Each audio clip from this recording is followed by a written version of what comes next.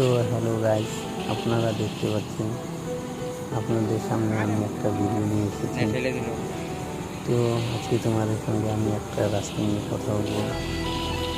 তার আগে একটা কথা বলি, আপনারা যদি আমার চ্যানেলে নতুন এসে থাকেন তাহলে কিন্তু সাবস্ক্রাইব করতে অবশ্যই ভুলবেন না।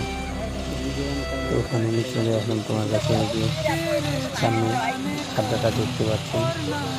তো বন্যা ছিল আমাদের এই গতকালকে। তো বন্যাতে অনেক জায়গায় রাস্তা এরকম করে ভেঙে গেছে, তার জন্য জিসিবি আসছে রাস্তাকে ঠিক করতে। রাস্তার খাড্ডাটাকে ভরবে, আবার বালা পাথর দিবে, এরকম করে বানাবে।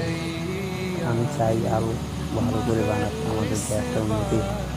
তো তোমরা কী চাও কমেন্ট করে কিন্তু অবশ্যই বলবে।